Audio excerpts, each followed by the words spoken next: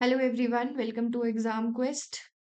So this is part 2 of Polity Current Affairs for 2026. Prelims 2026 के लिए हम polity के करंट अफेयर्स कर रहे थे, जिसमें पार्ट 1 में हम कुछ टॉपिक्स डिस्कस कर चुके हैं. This is part 2. जिसने पार्ट 1 नहीं देखा है वो प्लीज देख लेना, और जिसने देखा है वो कुछ क्वेश्चंस के आंसर देंगे. तो हमने अटॉर्नी जनरल का रोल पढ़ा था when it comes to contempt of court. Contempt of court initiate करते हुए अटॉर्नी जनरल का रोल उसमें हमने पढ़ा था. तो आप मुझे बताएंगे कि क्या रोल होता है जब प्राइवेट इंडिविजुअल इनिशिएट करते हैं, क्या रोल होता है जब कोर्ट, सुप्रीम कोर्ट या high court suo motu cognizance लेते हैं, और कौन सी प्रोसीडिंग्स होती है जिसमें अटॉर्नी जनरल का रोल होता है. क्रिमिनल, सिविल, कौन सी प्रोसीडिंग होती है. ठीक है, तो ये एक क्वेश्चन है जो आप कमेंट सेक्शन में आंसर देंगे. दूसरा क्वेश्चन है अबाउट बेल. बेल के प्रोविजंस हमने देखे थे और बेल के टाइप्स भी हमने डिस्कस करे थे. तो बेल, पेरोल और फर्लो, ये तीन ऐसी टर्म्स हैं जो बहुत ज्यादा न्यूज में रहती है. इनके डिफरेंसेस भी हमने डिस्कस करे थे. तो ये तीनों के डिफरेंसेस भी आप मुझे बताएंगे. कुछ तो था जो अरेस्टेड इंडिविजुअल को मिलता था, कुछ कन्विक्टेड को मिल रहा था, कुछ ऐसा था जो मैटर ऑफ राइट था, कुछ था जो मैटर ऑफ राइट नहीं था. तो कौन सा था वो आप मुझे बताएंगे. ठीक है, कमेंट सेक्शन में आंसर देंगे. जिसने भी पार्ट 1 देखा है, जिसने नहीं देखा है वो पार्ट 1 को जाके देखेंगे. ठीक है, उसमें हमने शॉर्ट नोट्स भी कैसे बनते हैं ये भी डिस्कस किया था, और साथ साथ में शॉर्ट नोट्स भी बनाए थे.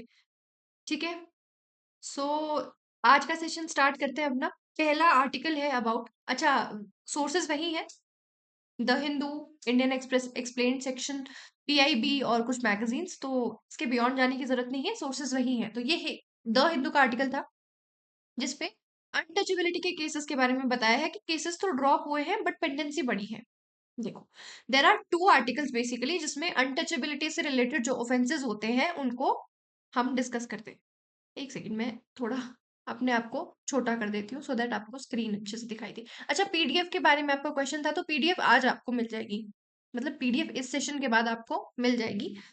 क्योंकि सेशन के 2 पार्ट्स थे तो हमने सोचा था कि हम साथ में ही पीडीएफ देंगे, तो टेलीग्राम पे ही आपको पीडीएफ मिल जाएगी. ठीक है, अ, वापस आते हैं अपने आर्टिकल पे. तो आर्टिकल है अनटचेबिलिटी केसेस ड्रॉप्स और पेंडेंसी बढ़ी है. दो आर्टिकल है जहां पे, सॉरी, दो एक्ट्स हैं जहां से हम ये अनटचेबिलिटी के केसेस रजिस्टर करते हैं. एक है protection of civil rights act 1955 और दूसरा है SC ST prevention of atrocities act 1989.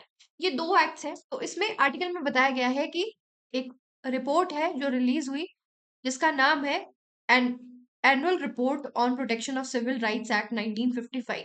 तो इनकी ही फाइंडिंग्स थी कि सिर्फ 13 ही केसेस रजिस्टर हुए हैं अंडर पीसीआर एक्ट, जो कि बहुत लो है. पेंडेंसी बड़ी है, ऑलमोस्ट 1000 समथिंग केसेस ऐसे हैं जो पेंडिंग है. 31 डिस्पोज ऑफ हुए जिसमें से सिर्फ एक इंडिविजुअल को कन्विक्ट किया गया, बाकी सारे सबको क्विट कर दिया गया, बा इज्जत बरी उनको कर दिया गया. और ऐसी कोई भी स्टेट या यूटी नहीं है जिन्होंने किसी भी एरिया को अनटचेबिलिटी प्रोन डिक्लेयर किया. But in contrast 62,000 cases register हुए हैं SC ST prevention of atrocities act 1989 में. ठीक है, तो काफी स्टार्क सा डिफरेंस है. एक है जिसमें सिर्फ 13 ही केसेस रजिस्टर हुए हैं और दूसरे में 62,000. इसका एक कारण ये है, अगर बेसिक मुझे आपको बताना हो, तो जो ये SC ST prevention of atrocities act है ये थोड़ा ज्यादा स्ट्रिंजेंट है और इसमें पनिशमेंट ज्यादा है, फाइन ज्यादा है, तो इसके कारण भी इसको शायद ज्यादा यूज किया जाता हो. ठीक है, तो दोनों ही एक्ट्स हम डिस्कस कर लेते हैं, but before that let's discuss what is untouchability. So article 17 talks about, इसी तरह से नोट्स भी बनेंगे. एक रिपोर्ट, इस रिपोर्ट का नाम डाल दो अगर डालना है तो. उसके बाद लिखो article 17. Article 17 talks about abolishing abolishment of untouchability. Like untouchability should be abolished, ये कहता है आर्टिकल 17. अब आर्टिकल 17 एक एब्सोलूट राइट है. सबसे पहली इंफॉर्मेशन, एब्सोलूट राइट्स क्या होते हैं. देखो, अगर इमरजेंसी होगी, इमरजेंसी लगती है या कुछ भी ऐसा प्रोविजंस आते हैं, तो बहुत सारे ऐसे आर्टिकल्स होते हैं जिनको सस्पेंड कर दिया जाता है. लास्ट जो इससे पहले हमने किया है उसमें हमने इमरजेंसी भी डिस्कस की है, और हमने ये भी देखा था, एक रेडी रिकॉर्डर सा टेबल मैंने आपको दिया था जिसमें मैंने बताया था कि क्या क्या डिफरेंसेस है, आर्टिकल 19 कब सस्पेंड होता है, बाकी क्या आर्टिकल्स कब सस्पेंड किए जाते हैं, फंडामेंटल राइट्स कब सस्पेंड किए जाते हैं. तो वैसे ही जब हमने आर्टिकल 21 और 20 के बारे में पढ़ा था, अब वैसा ही एक आर्टिकल है, आर्टिकल 17, विच इज एब्सोलूट. ठीक है, एब्सोलूट क्यों है? क्योंकि इमरजेंसी की सिचुएशन में भी आर्टिकल 17 को सस्पेंड नहीं किया जा सकता। एब्सोल्यूट राइट है, सबको मिलती है, हर कंडीशन में मिलता है। अनटचेबिलिटी हर लिहाज से अबॉलिश्ड ही है। ठीक है, तो एक चीज ये है। दूसरा दूसरा पॉइंट आप इसमें लिखेंगे कि प्राइवेट इंडिविजुअल्स के अगेंस्ट भी आपको मिलता है। ठीक है, आर्टिकल 12 आपने पढ़ा होगा। आर्टिकल 12 फंडामेंटल राइट्स का पहला आर्टिकल है, जो आपको बताता है कि किस किस के अगेंस्ट आपको ये आर्टिकल राइट्स मिलते हैं। तो उसमें हमें मेनली स्टेट के अगेंस्ट ये राइट्स मिलते हैं, फंडामेंटल राइट्स, और उसमें स्टेट की डेफिनेशन भी दी है। बट कुछ ऐसे राइट्स हैं जो हमें हमको प्राइवेट इंडिविजुअल के अगेंस्ट भी मिलते हैं। अच्छा, डू यू नो और कौन कौन से हैं प्राइवेट इंडिविजुअल्स के अगेंस्ट भी हमको मिलते हैं?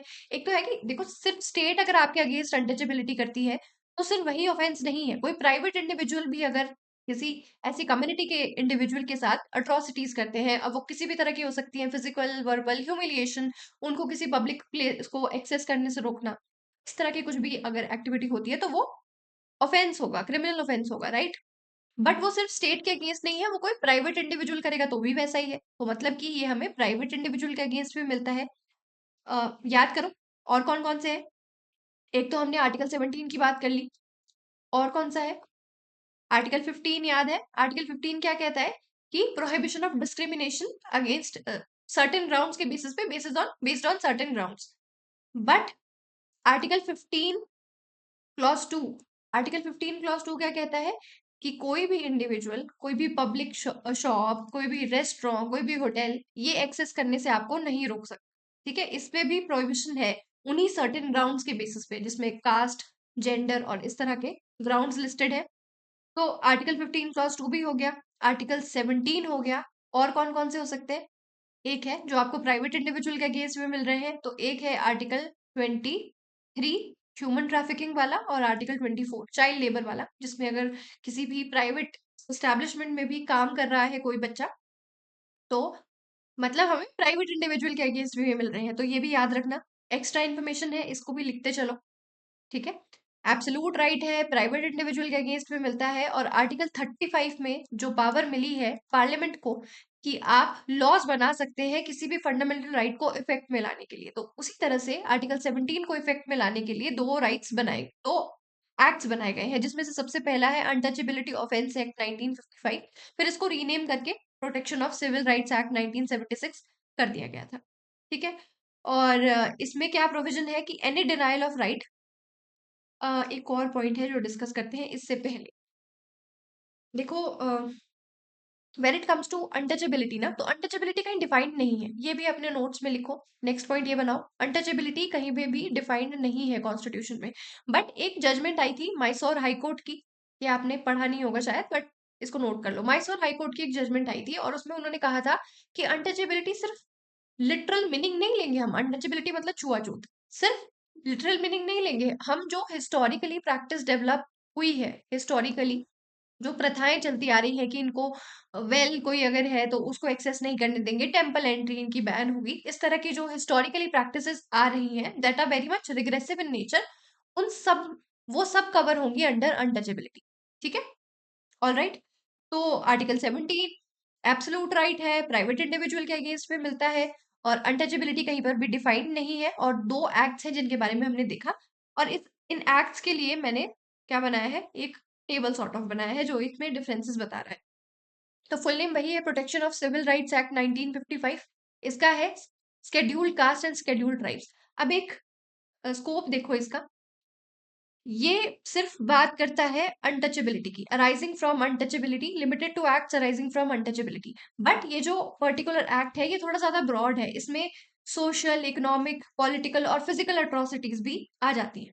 ठीक है, अगर अनटचेबिलिटी देखो, जो हिस्टोरिकल प्रैक्टिस है कि इनको टेम्पल में नहीं आने दिया जा रहा है या ऐसा कुछ, बट अगर किसी SC ST कम्युनिटी के इंडिविजुअल के साथ मारपीट हो रही है, चाहे वो टेम्पल में एंटर करने के लिए नहीं हो रही है, वैसे ही हो रही है, तो भी वो इस पर्टिकुलर एक्ट के अंडर रजिस्टर होगा, और बहुत ज्यादा स्ट्रिंजेंट प्रोविजंस ये इंडिविजुअल अपने मतलब इनवाइट कर लेगा अपने अगेंस्ट। ठीक है, जो भी इस तरह की अट्रॉसिटी कर रहा है। तो इसमें पर्सन प्रोटेक्टेड कौन है? कोई भी हो सकता है जिसके अगेंस्ट अनटचेबिलिटी हो रही है। जरूरी नहीं कि SC ST कम्युनिटी का हो, OBC कम्युनिटी का भी हो सकता है, किसी और कम्युनिटी का भी हो सकता है। But it is only applicable to the members of SC and ST scheduled caste और शेड्यूल्ड ट्राइब्स के लिए ही आता है। ये प्लीज थोड़ा सा ध्यान रखना, दोनों डिफरेंसेस थोड़ा दिमाग में रखो, और ये टेबल जब आपको पीडीएफ मिलेगी तो पढ़ना है इसको।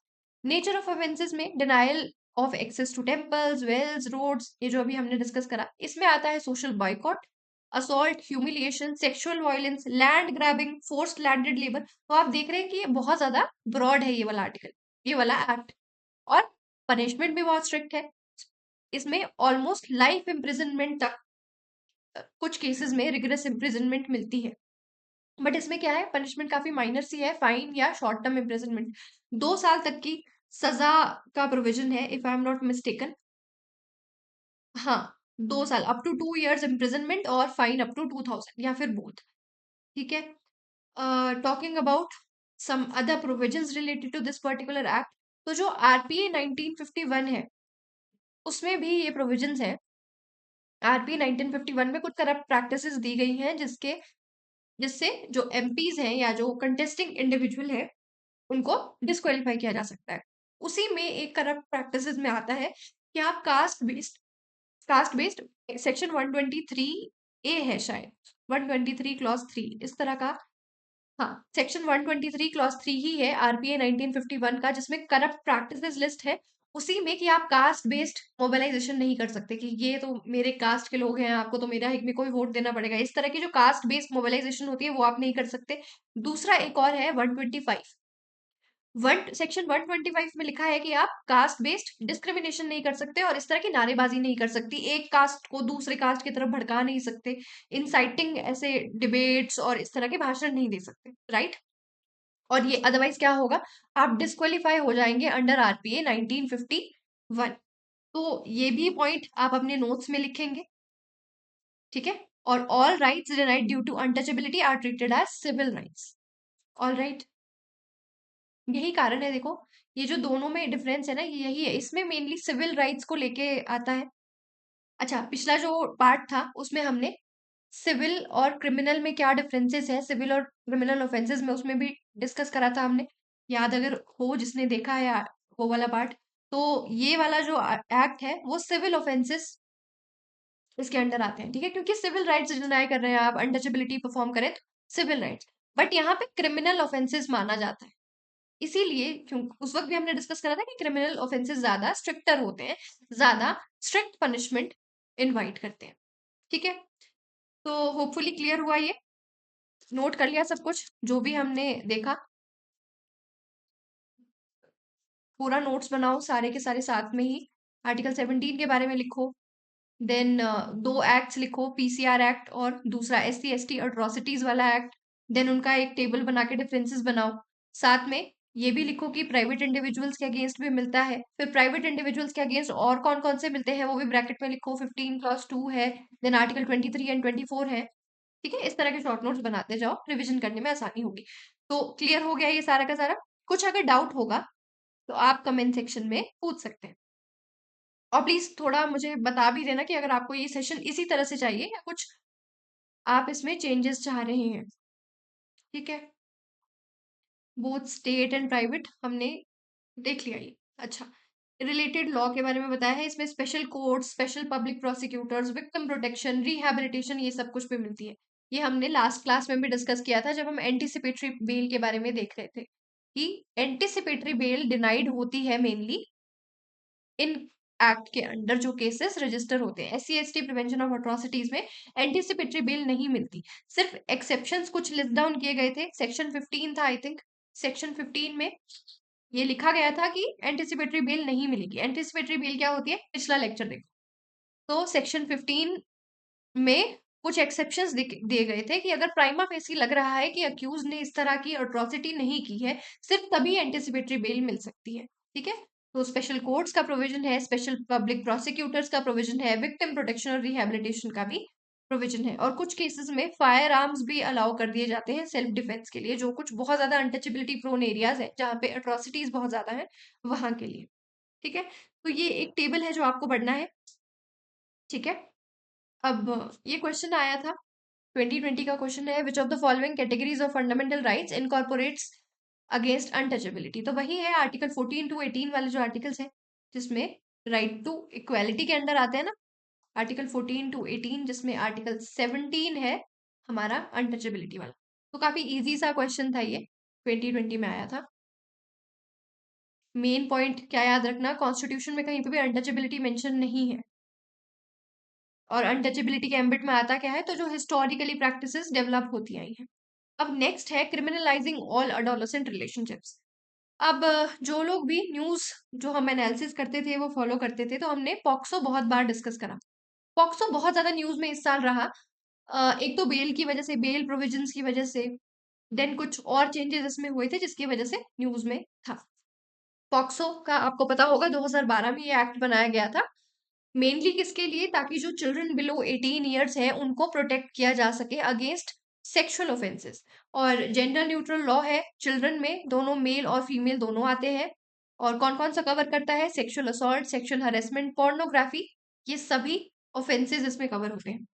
तो अभी क्या हुआ, चलो मैं आपको थोड़ा सा बैकग्राउंड बता देती हूँ, आपको थोड़ा बेटर समझ आएगा। देखो पॉक्सो में क्या होता है ना, पॉक्सो एक्ट में बेल मिलना थोड़ा मुश्किल है, और ये राइटली सो, क्योंकि बच्चों को प्रोटेक्ट करने के लिए है।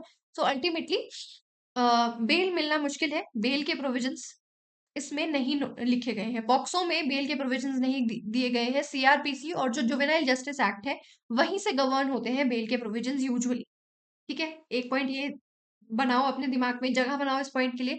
दूसरा पॉइंट है कि जो एज ऑफ कंसेंट है, age of consent for having any kind of sexual relationship, ठीक है, तो उसके लिए एज ऑफ कंसेंट क्या है, वो है 18 साल।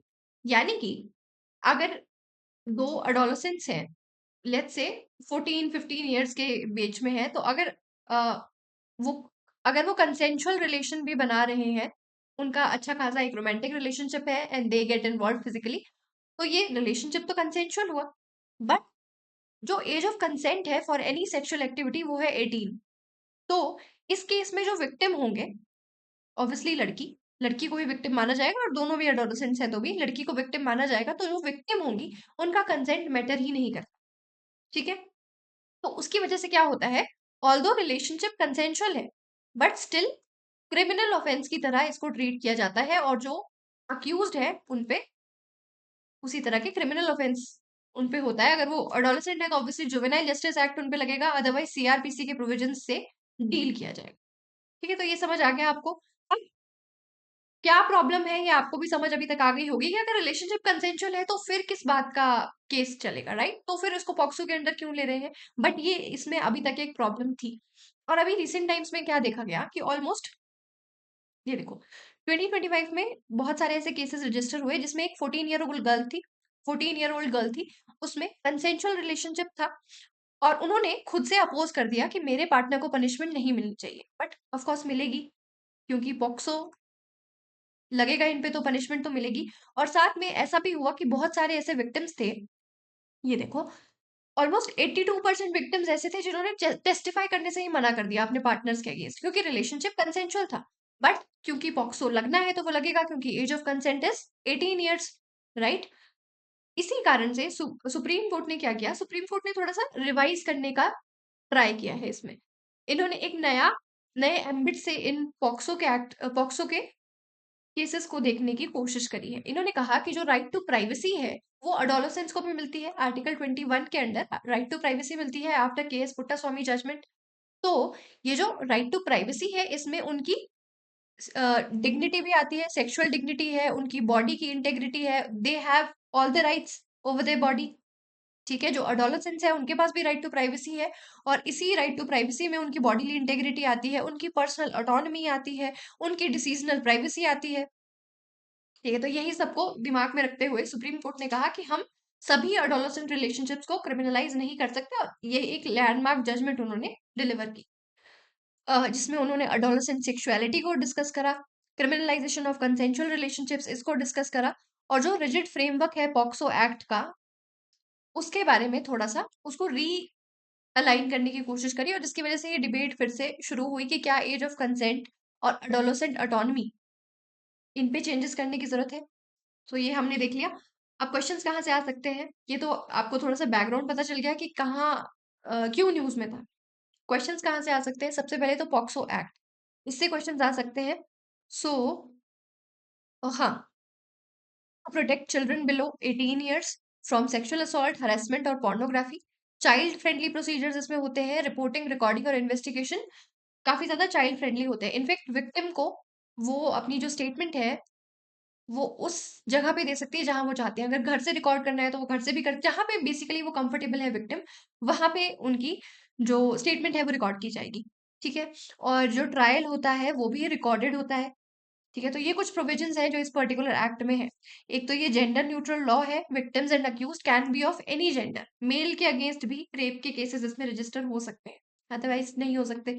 Then special courts for speedy trial, in camera trial होता है, और जो प्रोटेक्शन आइडेंटिटी होती है उसको भी प्रोटेक्टेड किया जाता है, विक्टिम की आइडेंटिटी आउट नहीं की जाती। ठीक है। चाइल्ड की स्टेटमेंट रेजिडेंस या प्लेस ऑफ चॉइस में रिकॉर्ड करी जा सकती है, that too by a women police officer preferably. और एक सपोर्ट पर्सन भी ग्रांट किया जा सकता है। पॉक्सो में एक ये प्रोविजन भी है कि एक सपोर्ट पर्सन दिया जाएगा, जो कि हो सकता है कोई भी इंटरप्रेटर या साइकोलॉजिस्ट हो सकता है, जो कि अल्टीमेटली विक्टिम की जो, वैसे ही वो विक्टिम ट्रॉमा में है तो वो और ज्यादा ट्रॉमा इन्फ्लिक्ट ना किया जाए बाय पुलिस पर्सनल्स, तो इसके लिए इस तरह के प्रोविजंस इसमें है। अब देखते हैं कि बेल प्रोविजंस क्या है, क्योंकि क्वेश्चंस यहीं से आएगा, राइट। ये जो क्रिमिनलाइजेशन ऑफ अडोलसेंट रिलेशनशिप्स है, ये मेंस में क्वेश्चन बन सकता है कि क्या आपको लगता है कि एज ऑफ कंसेंट चेंज होना चाहिए। बट हमारे प्रीलिम्स के हिसाब से पॉक्सो एक्ट के प्रोविजंस आ सकते हैं और बेल के प्रोविजंस आ सकते हैं। तो पॉक्सो को सीरियस ऑफेंसेस में ही ट्रीट किया जाता है, और ये जो ऑफेंसेस होते हैं ये ज्यादातर नॉन बेलेबल और कॉग्नाइजेबल होते हैं। नॉन बेलेबल यानी कि बेल नहीं मिलती इनके अगेंस्ट, और कॉग्नाइजेबल मतलब कि अरेस्ट वारंट की जरूरत नहीं पड़ती अरेस्ट करने से पहले। देन और बेल के प्रोविजंस में आपको बता रही थी कि सीआरपीसी और पॉक्सो के अंडर ही किए जाते हैं। पॉक्सो में स्पेशल कोई प्रोविजंस नहीं है। अच्छा, एक और पॉइंट है, देखो बेल यूजुअली नॉर्म यहाँ पे नहीं है, नॉन बेलेबल होते हैं, but case to case basis पे बेल दे भी दी जाती है। ये भी हमने आर्टिकल डिस्कस करा था एक न्यूज एनालिसिस में कि बेल दी कैसे जाती है। बेल यूजुअली होती है जुडिशियल डिस्क्रिशन, पॉक्सो के केसेस में जुडिशियल डिस्क्रिशन होती है, और डिस्क्रिशन किस बेस पे, विक्टिम और अक्यूज के बीच में कितना एज गैप है उसके हिसाब से भी ये भी कंसिडर किया जाता है कि अगर कम एज गैप है तो हाईली लाइकली है कि रिलेशनशिप जो है वो कंसेंशुअल रहा होगा। ऐसा जरूरी नहीं है कि ऐसा हो कि कंसेंशुअल हो, बट अगर लग रहा है कि रिलेशनशिप कंसेंशुअल है तो उस केस में यूजुअली बेल ग्रांट कर दी जाती है। तो केस टू केस रहता है, ऐसा कोई स्ट्रिंजेंट प्रोविजंस नहीं है। Then severity of offence, vulnerability of victim और प्रोटेक्शन ऑफ चाइल्ड इंटरेस्ट, इन सबको ध्यान में रखते हुए सीआरपीसी के अंडर ही बेल ग्रांट की जाती है। ठीक है। सिवियरिटी ऑफ एलिगेशंस, एविडेंस कितने मिल गए हैं और क्या वो टेम्पर तो नहीं करेंगे बाहर जाके, ये सब देखा जाता है बिफोर गिविंग बेल। और अगर अक्यूज की एज भी अडोलेसेंट वो नहीं है, मतलब अडोलेसेंट एजेस में ही आ रहे हैं, 18 से कम है, तो वो भी जुवेनाइल जस्टिस एक्ट 2015 के से ही उनकी भी गवर्न होगा। ठीक है।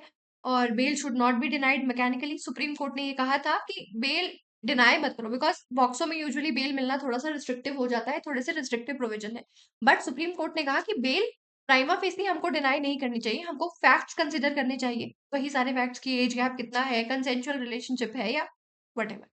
ठीक है। So then bail and presumption में under section 29 of POCSO act ये प्रिज्यूम कर दिया जाता है कि अगर जो फाउंडेशनल फैक्ट्स हैं वो बता रहे हैं कि अक्यूज्ड ही गिल्टी है, तो अल्टीमेटली कोर्ट यही प्रिज्यूम कर लेते हैं कि अक्यूज गिल्टी है once prosecution establish foundational facts. ठीक है।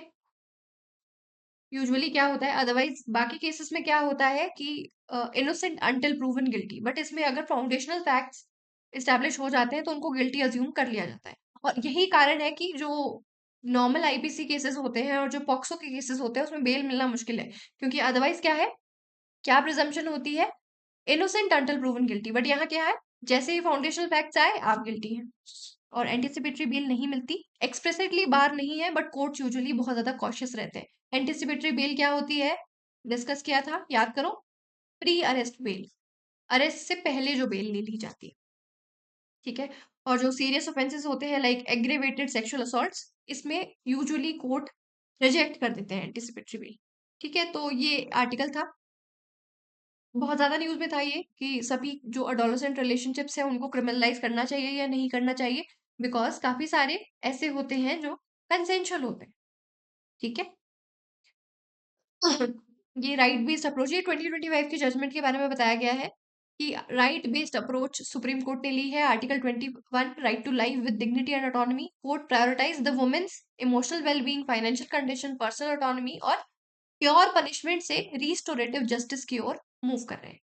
और सेंट्रलिटी किसको दे रहे हैं? विक्टिम की वॉइस को, कि अगर विक्टिम नहीं चाहता कि टेस्टिफाई करे वो अपने पार्टनर के अगेंस्ट, तो फिर पॉक्सो नहीं लगेगा। ठीक है। या बेल डिनाई नहीं की जाएगी। और एक एक्सपर्ट कमिटी भी बनाई गई है कि जिससे ओपिनियन अंडरस्टैंड किया जा सके सेंटेंस देने से पहले। जो अक्यूज्ड है उनको सेंटेंस देने से पहले एक एक्सपर्ट कमिटी विक्टिम का ओपिनियन जानेगी इस बारे में।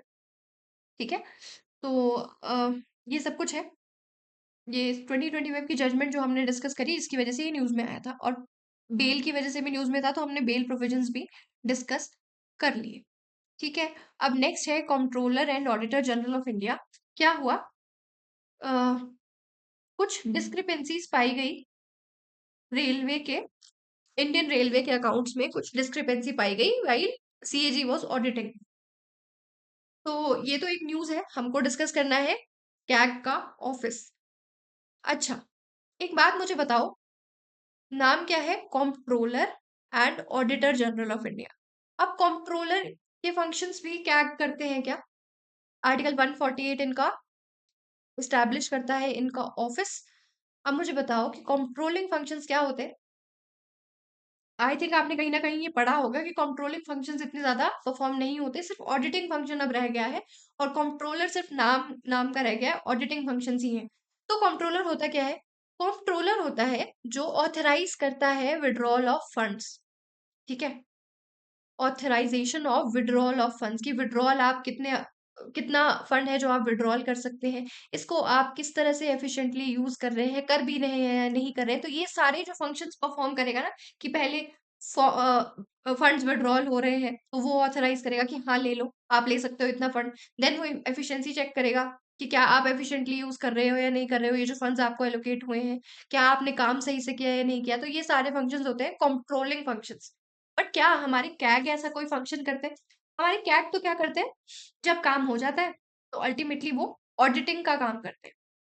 कुछ फंड्स हैं जैसे consolidated fund of India, public accounts, ये सारे फंड्स वो ऑडिट करते हैं कि यहाँ से जो पैसा निकला उनको कहाँ यूज किया गया, क्या एफिशिएंटली यूज किया गया। But point to be noted here is, बाद में जब वो पैसा स्पेंड हो गया उसके बाद वो देख रहे हैं। यानी कि मेरे कहने का मतलब ये है कि हमारे कैग कंट्रोलर का फंक्शन नहीं करते, सिर्फ ऑडिटर का फंक्शन करते हैं। ठीक है। क्लियर है ये चीज? नाउ अब देखते हैं कि क्या होता है कैग का ऑफिस। अब अपने शॉर्ट नोट्स में लिखो article 148, guardian of the public purse, constitutional authority है, कॉन्स्टिट्यूशनल ऑफिस है, और इसको क्या कहते हैं? Guardian of the public purse.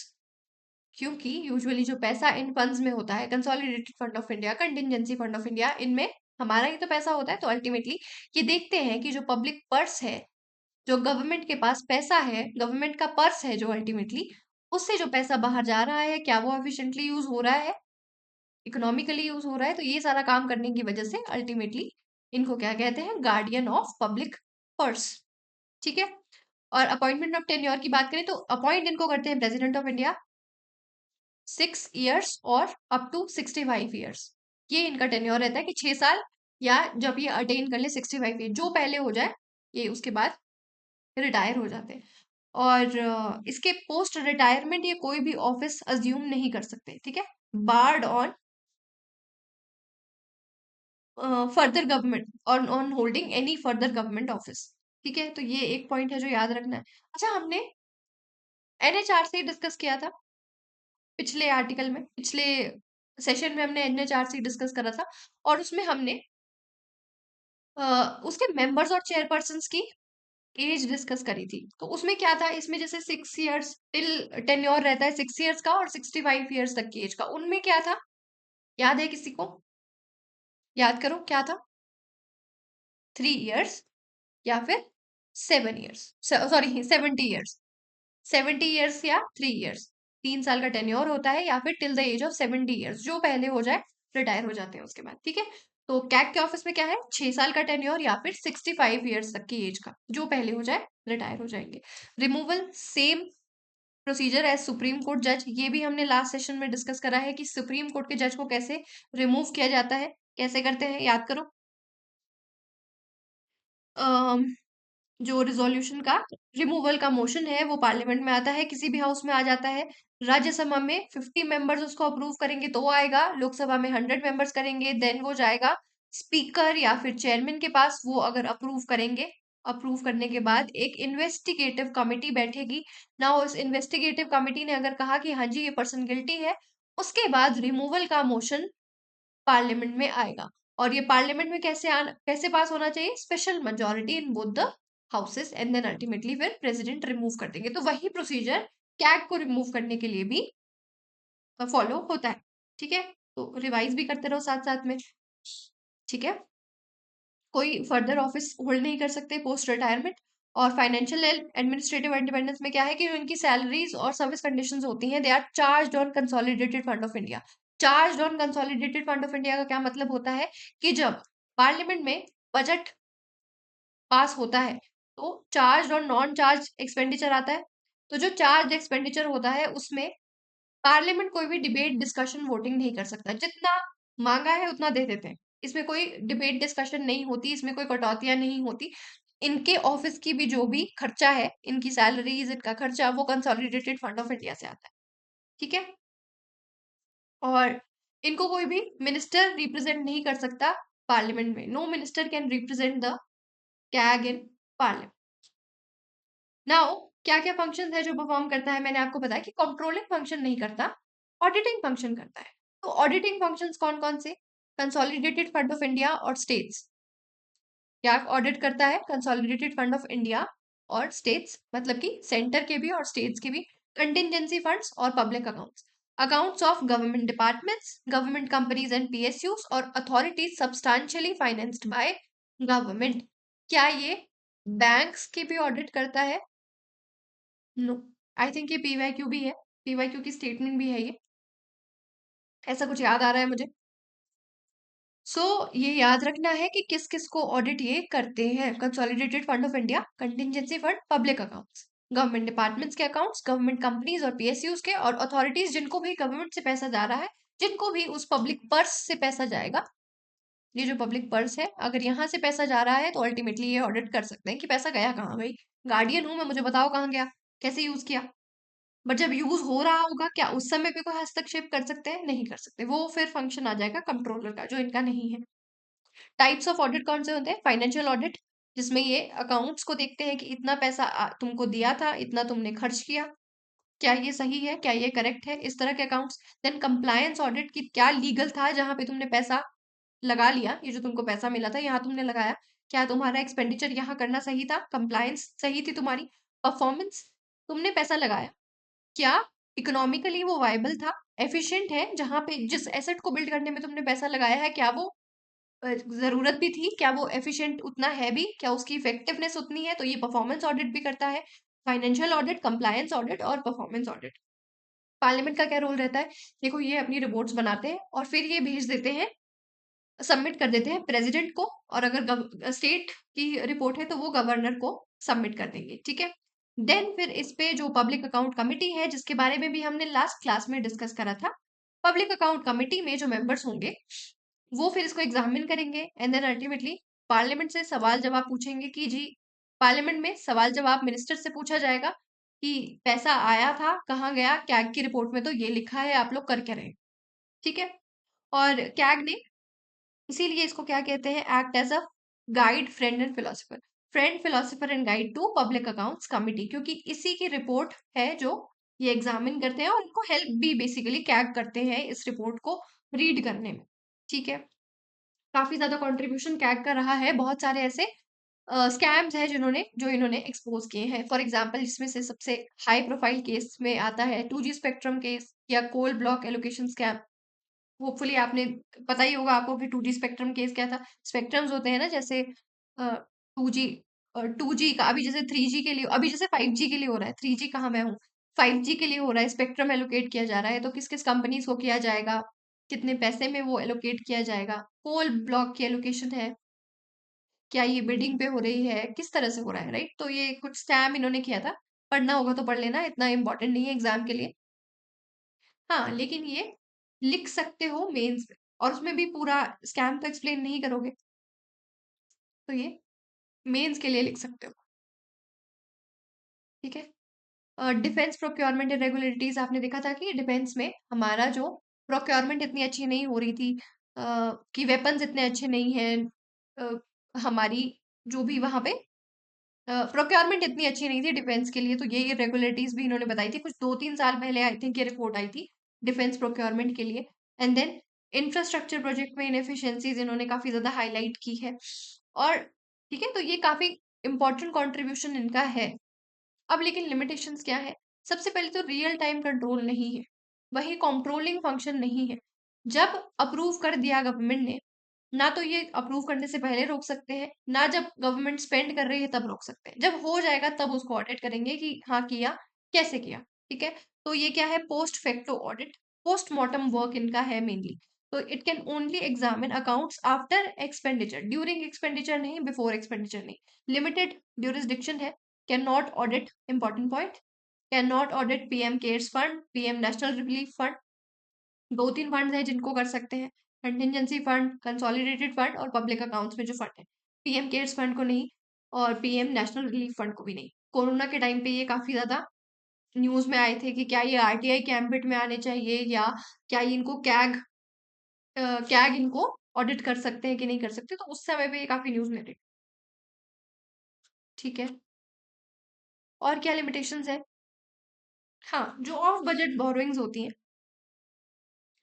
Of budget borrowing, do you know, economy में पढ़ा है, जैसे जो एजेंसीज हैं, स्टेचूटरी बॉडीज जो गवर्नमेंट के अंडर आती हैं, अटैच्ड ऑफिसेज आती हैं, जैसे फॉर एग्जांपल एनएचएआई है, या फिर एफसीआई है। तो ये लोग क्या करते हैं ना, यूजुअली तो देखो, जो एफसीआई प्रोक्योर कर रहा है किसानों से, तो अल्टीमेटली सरकार का काम है कि वो पैसा दिया जाए। बट एफसीआई क्या करता है? एफसीआई खुद मार्केट में जाता है और बेचारा बोरो करता है। तो अल्टीमेटली जो इसने बोरो किया मार्केट से, वो फिसल डेफिसिट में नहीं दिखाई देता, गवर्नमेंट के फिसल डेफिसिट में नहीं दिखाई देता, और जिसके कारण फिर उनके आंकड़े सही रहते हैं गवर्नमेंट के, और उनको अच्छा लगता है। तो इसीलिए ये ऑफ बजट बोरोइंग्स होती हैं, जो बजट में नहीं दिखाई देती। ये इस तरह के स्टेट्यूटरी ऑफिस, इस तरह के अटैच्ड ऑफिस खुद से जाके मार्केट में जाके पैसा बोरो करते हैं, और फिर वो बजट में दिखाई नहीं देता, उसको कहते हैं ऑफ बजट बोरोइंग। तो इस तरह की ऑफ बजट बोरोइंग को भी जो कैग का ऑडिट है, वो कैग के ऑडिट से बाहर हो जाते हैं। पब्लिक सेक्टर बैंक्स और एलआईसी ये भी एक्सक्लूडेड है, इंपॉर्टेंट पॉइंट।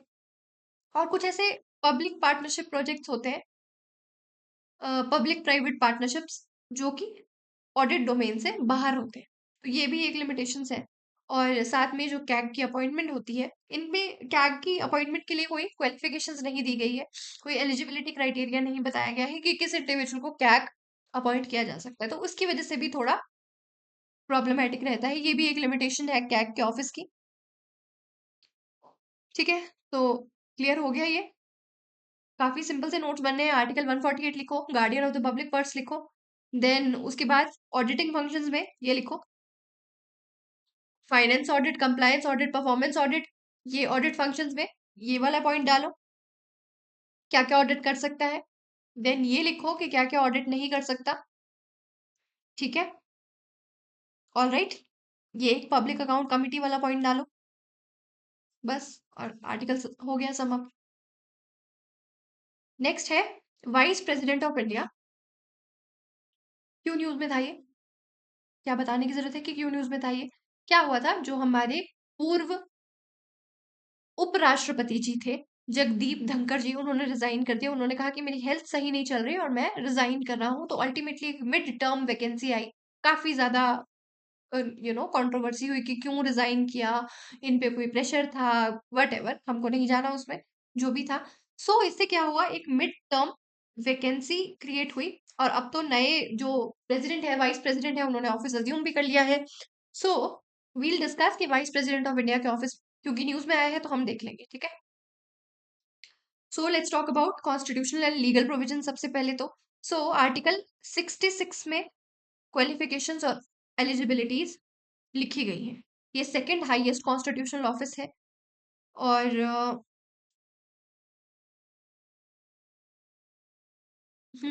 आर्टिकल 66 में इसके इलेक्शंस पहले रिमूवल करें कि पहले इलेक्शंस करें? पहले रिमूवल करते हैं, क्योंकि रिमूवल पहले हुआ था, मतलब पहले रिजाइन किया था। सो पहले एलिजिबिलिटी की बात करते हैं। तो आर्टिकल 66 कहता है कि 35 ROC, ठीक है। 35 ROC क्या है कि he must be above 35 years of age. Rajya Sabha का मेंबर बनने के लिए वो एलिजिबल होने चाहिए, मेंबर होने नहीं चाहिए, एलिजिबल होने चाहिए। कोई ऑफिस ऑफ प्रॉफिट अज्यूम ना किया हो उन्होंने, और सिटीजन ऑफ इंडिया होने चाहिए। तो दिस इज व्हाट 35 ROC। और प्रेसिडेंट के केस में क्या होता है 35 LOC, उसमें वो लोकसभा के मेंबर होने चाहिए, बाकी सारा सेम है। ठीक है जी। अब वाइस प्रेसिडेंट साहब करते क्या है?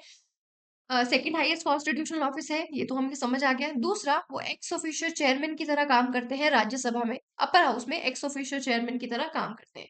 और ये सिमिलर सा फंक्शन देखो यूएसए में भी ऐसा ही होता है। जो यूएसए का सेनेट होता है, वहां के जो वाइस प्रेसिडेंट होंगे वो भी यूएस के सेनेट के एक्स ऑफिशियो चेयरमैन होते हैं। तो ये एक सिमिलैरिटी है। डिफरेंस क्या है? डिफरेंस है कि अगर वहां पे इस तरह की मिड टर्म वैकेंसी हुई, जैसे, ठीक है, अगर इस तरह की मिड टर्म वैकेंसी यूएसए में हुई होती, तो जो वाइस प्रेसिडेंट थे वो रिमेनिंग टर्म के लिए ऑफिस अज्यूम करते। हमारे यहाँ ऐसा होता, sorry, not sorry sorry sorry, मैं थोड़ा सा कंफ्यूज हो गई।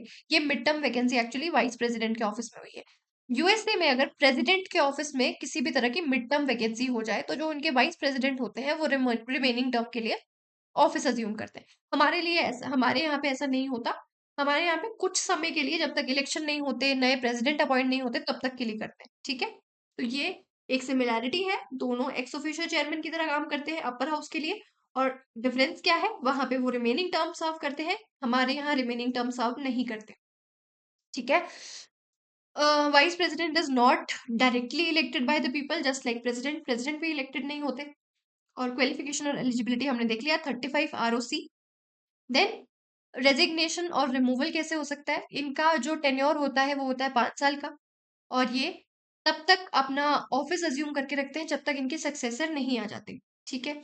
अब रेजिग्नेशन में आर्टिकल 67 क्लॉज ए, याद रखना आर्टिकल, क्योंकि उन्होंने रिजाइन ही किया था प्रेसिडेंट को लेके। वो प्रेसिडेंट को राइटिंग में दे सकते हैं कि मुझे रिजाइन करना है, और जैसे ही वो रिजाइन कर देंगे उनका ऑफिस वेकेंट हो जाएगा। ठीक है। अच्छा, ये तो है कि उन्होंने रिजाइन कर दिया। एक है कि उनको रिमूव कैसे किया जाएगा। तो जो इनका रिमूवल है वो है एक्सक्लूसिव या स्पेशल पावर ऑफ राज्यसभा। इसमें वो जो होता है ना, क्वेश्चन आते हैं कि पैरिटी पे कहाँ पे राज्यसभा लोकसभा इक्वल है, कहाँ पे इक्वल नहीं है, कहाँ पे लोकसभा की स्पेशल पावर है, कहाँ पे राज्यसभा की स्पेशल पावर है। तो ये राज्यसभा की स्पेशल पावर है। ठीक है। वाइस प्रेसिडेंट के रिमूवल का जो रिजोल्यूशन है वो सिर्फ और सिर्फ राज्यसभा में ही आ सकता है। ठीक है जी। तो रिजोल्यूशन राज्यसभा में आ सकता है, और मेजोरिटी ऑफ टोटल मेंबरशिप से पास होना चाहिए, अग्रीड टू बाय लोकसभा। मतलब इनके यहाँ पे सिंपल मेजोरिटी से हो जाएगा। यहाँ पे चाहिए मेजोरिटी ऑफ टोटल मेंबरशिप। ठीक है। Total membership. And at least 14 days का नोटिस आपको देना पड़ेगा वाइस प्रेसिडेंट को। और हाँ, एक और पॉइंट है। देखो क्या होता है ना, जब हम इस तरह के ऑफिसेज डिस्कस कर रहे हैं, तो हमारे लिए इंपॉर्टेंट है कि हम जो उनके इक्विवेलेंट ऑफिस है ना, उनको भी थोड़ा साथ साथ में डिस्कस करते चले। देखो जब स्पीकर के रिमूवल का रिजोल्यूशन आना है, तो उसमें भी यही होता है, मेजोरिटी ऑफ टोटल मेंबरशिप। ठीक है। सेम है दोनों की बात ये। बट जब रिमूवल का मोशन चल रहा होगा, तो दोनों प्रेजेंट हो सकते हैं, स्पीकर भी प्रेजेंट हो सकते हैं, वाइस प्रेसिडेंट भी अपने रिमूवल का मोशन जब चल रहा है पार्लियामेंट में या उस पर्टिकुलर हाउस में, तो प्रेजेंट हो सकते हैं। बट स्पीकर वोट कर सकते हैं, वाइस प्रेसिडेंट वोट नहीं कर सकते। याद रखने का सिंपल सा तरीका है, थोड़ा दिमाग भी लगाओगे तो हो जाएगा। पर वाइस प्रेसिडेंट तो मेंबर ही नहीं है ना, स्पीकर तो मेंबर है उस हाउस के। ठीक है। स्पीकर उस हाउस के मेंबर है, तो स्पीकर वोट कर सकते हैं। यूजुअली स्पीकर के पास होता है कास्टिंग वोट। ठीक है। बट जब अपना रिमूवल का मोशन चल रहा है, तो फिर कैसा कास्टिंग वोट? फिर नॉर्मल वोट रहता है। वाइस प्रेसिडेंट के पास यूजुअली होता है कास्टिंग वोट, बट रिमूवल के मोशन में कोई वोट नहीं होता। तो ये एक डिफरेंस है, थोड़ा सा इसको याद रखना। प्रेसिडेंट के साथ हमने इसका डिफरेंसेस देखा। साथ में प्रेसिडेंट के ऑफिस में अभी हम देखेंगे कि थोड़ा इलेक्टोरल कॉलेज में दोनों डिफरेंसेस होते हैं, प्रेसिडेंट और वाइस प्रेसिडेंट के। स्पीकर का रिमूवल वाला हमने डिफरेंस देख लिया, साथ में हमने इसको यूएसए के ऑफिस से कंपेयर कर लिया। ऑल राइट, क्लियर है? प्लीज कमेंट्स वगैरह कर दिया करो, अगर आपको सेशन अच्छा लगता है तो प्लीज कमेंट्स कर दिया करो, क्योंकि इसमें मेहनत बहुत लगती है और फिर मुझे समझ नहीं आता कि आपको अच्छा लग रहा है या नहीं लग रहा है। ठीक है, तो लाइक भी कर दिया करो और कमेंट्स भी कर दिया करो। ठीक है, देन रिमूवल हमने देख लिया। फिलिंग अ वैकेंसी में भाई कि इलेक्शंस किस तरह से किए जाएंगे, तो article 68 states that election to fill a vacancy. एक और डिफरेंस आ रहा है, अगर डेथ, रेजिग्नेशन या रिमूवल से कोई वैकेंसी क्रिएट हुई है तो यहाँ पे लिखा है कि एज सून एज पॉसिबल आप वैकेंसी को फिल कर लीजिए। प्रेसिडेंट के उसमें क्या लिखा है, विद इन 6 मंथ्स। ठीक है, विद इन 6 मंथ्स आपको वैकेंसी फिल करनी पड़ेगी, आपको इलेक्शंस करवाने पड़ेंगे।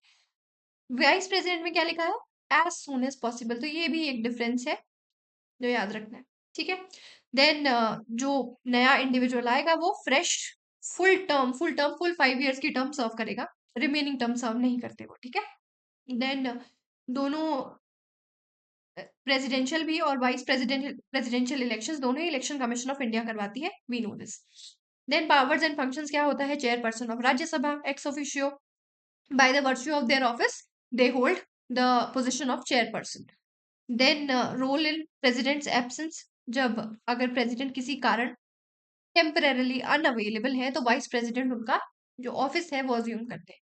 इनके पास कोई एग्जीक्यूटिव पावर नहीं होती, जैसे प्रेसिडेंट के पास होती है, वो एसेंट देते हैं, इस तरह की कोई पावर वाइस प्रेसिडेंट के पास नहीं होती। और इनकी कोई इंडिपेंडेंट एग्जीक्यूटिव अथॉरिटी नहीं होती, लार्जली सेरिमोनियल फंक्शंस होते हैं। ठीक है, अदरवाइज अगर प्रेसिडेंट एक्ट कर रहे हैं तो एग्जीक्यूटिव फंक्शंस मिलेंगे, अदरवाइज कोई एग्जीक्यूटिव फंक्शन इनके पास नहीं होते। जैसे वाइस प्रेसिडेंट प्रेसिडेंट के पास होते हैं, असेंट देते हैं, देन और क्या क्या काम करते हैं, ऑर्डिनेंस पास करते हैं, वीटो वीटो तो हाँ वीटो पावर होती है। तो इस तरह के काफी सारे फंक्शंस प्रेसिडेंट के पास होते हैं, जैसे ऑर्डिनेंस पास करना, बट वाइस प्रेसिडेंट के पास नहीं होते। ठीक है, ये इनके इनको इलेक्ट कैसे किया जाएगा ये भी बहुत इंपॉर्टेंट है। देखो, रिमूवल भी इंपॉर्टेंट है इस साल, और क्योंकि इलेक्शन हुआ है तो इलेक्शन भी इंपॉर्टेंट है। तो आर्टिकल 66 में इलेक्शंस के बारे में बात की गई है, और इलेक्टोरल कॉलेज में कौन कौन होते हैं, सभी मेंबर्स ऑफ, ये क्या हुआ, ये क्यों नहीं दिख रहा है,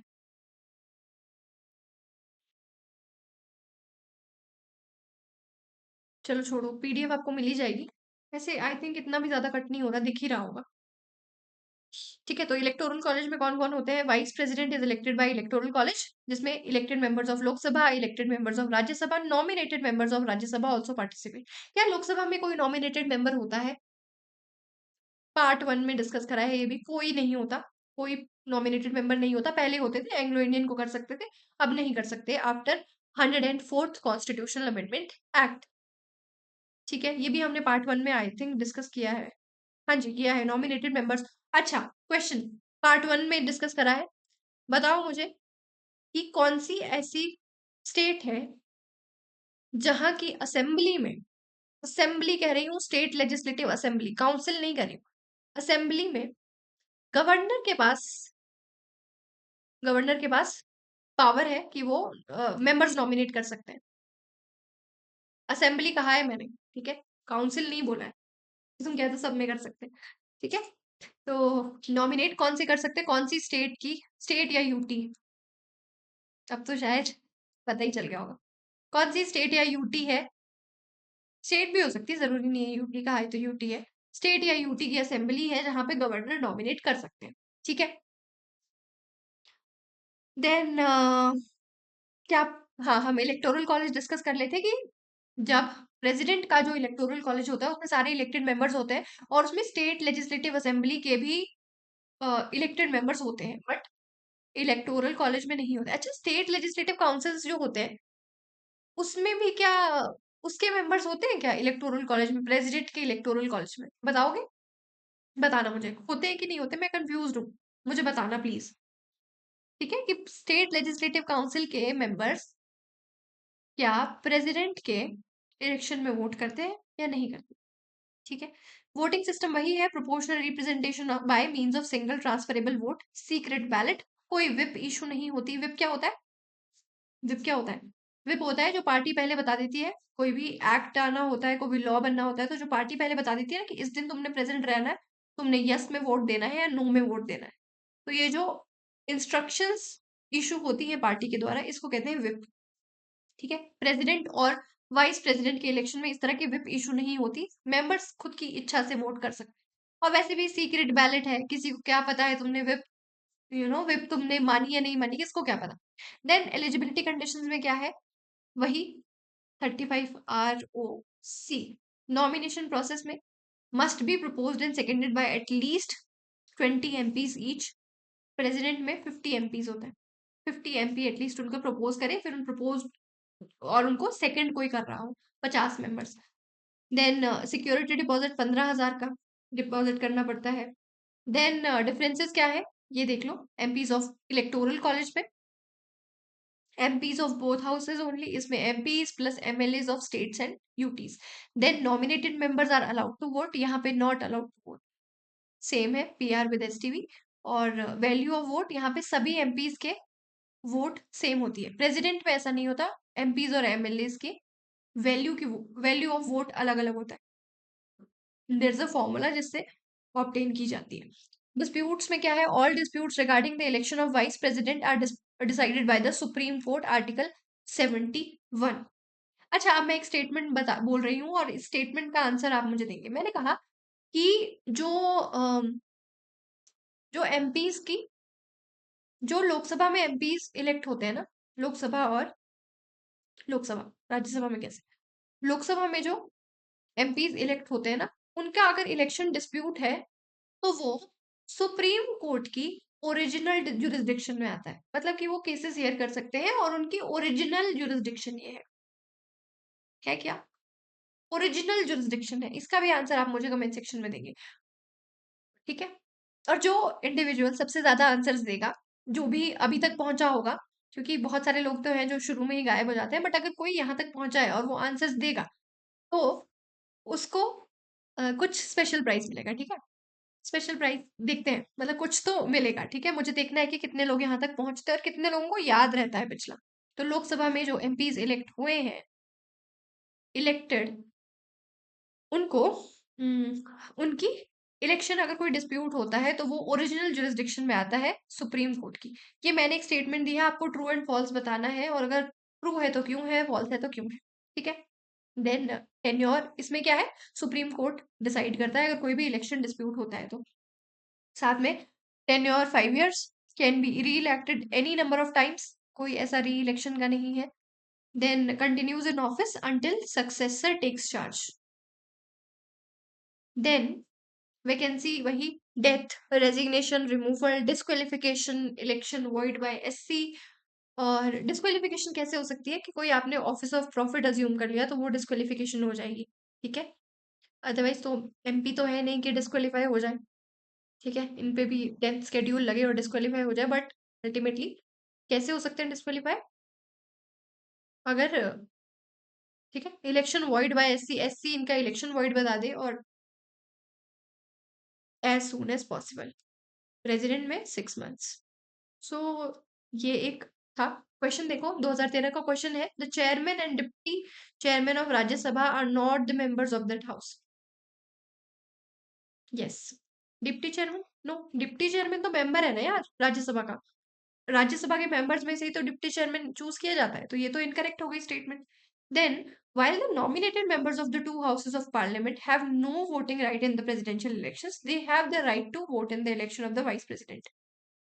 यस, अभी हमने देखा इलेक्टोरल कॉलेज अलग क्या है, कि नॉमिनेटेड मेंबर्स भी वोट करते हैं, और साथ में जो स्टेट लेजिस्लेटिव असेंबली है उनका कोई रोल नहीं होता, ठीक है। तो हमारा आंसर यहाँ से हुआ 2 only. Then revision of creamy layer income limit, क्या हुआ?